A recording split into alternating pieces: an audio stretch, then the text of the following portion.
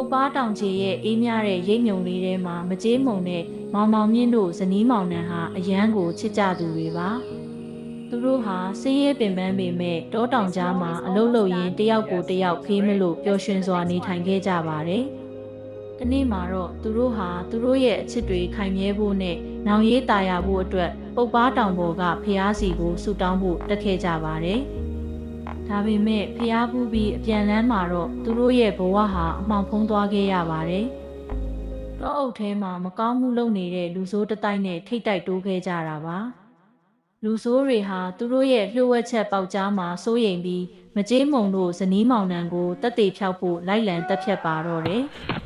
ကိုအချိန်မှာပဲမောင်မောင်မြင့်ဟာဇနီးဖြစ်သူလွတ်မြောက်ဖို့အတွက်သူ့အသက်ကိုပတာနာမထားပဲရဲရဲဝံ့ဝံ့ခုခံရင်းနောက်ဆုံးမှာတော့မကြေးမုံရဲ့ရှေ့မှာတင်အသက်ပေးသွားခဲ့ရပါတယ်။မောင်မောင်မြင့်ရဲ့အသက်ပေးကယ်တင်မှုကြောင့်မကြေးမုံလွတ်မြောက်ခဲ့ပေမဲ့သူမရဲ့ရင်ထဲမှာတော့မိတောက်တွေလောင်မြိုက်နေပါပြီ။ချစ်ရသူကိုဆုံးရှုံးလိုက်ရတဲ့နာကျင်မှုဟာသူမကိုအားနည်းတဲ့မိန်းမသားဘဝကနေရုံထွက်စေခဲ့ပါတယ်။သူမဟာတောနက်ထဲကဆရာကြီးတဦးထံမှာခိုလုံရင်းမြမရိုးရာတိုင်းပညာတွေကိုအသေးအတန်လေ့လာခဲ့ပါတယ်။နေ့မနာညမနာလေ့ကျင့်မှုတွေကနေတဆင့်သူမရဲ့လက်သီးချက်တွေဟာကြောက်ခဲလိုမာကြောလာခဲ့သလိုဓားသွားတွေဟာလည်းကလဲ့စားချေဖို့အစဉ်သင့်ဖြစ်လာခဲ့ပါတယ်။နောက်ဆုံးမှာတော့ကလဲ့စားချေရမယ့်နေ့ကိုရောက်ရှိလာခဲ့ပါတယ်။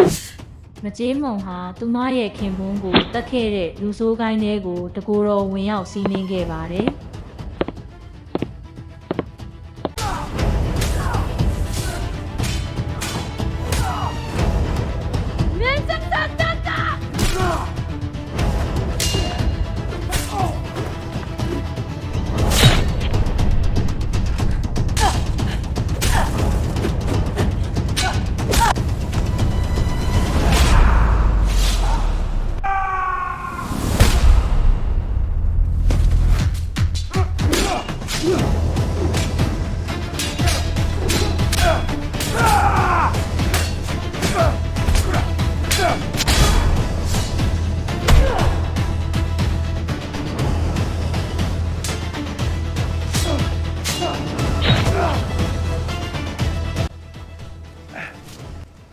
ကလဲ့စားချေခြင်းတွေပြီးဆုံးသွားခဲ့ပါပြီ။ဒါပေမဲ့နာကျင်စရာကောင်းတာကမကြေးမုံရဲ့အောင်ပွဲဟာအထီးကျန်ခြင်းတွေနဲ့သာအဆုံးသတ်ခဲ့ရတာပါ။သူမဘလောက်ပဲကလဲ့စားချေနိုင်ခဲ့ပါစေ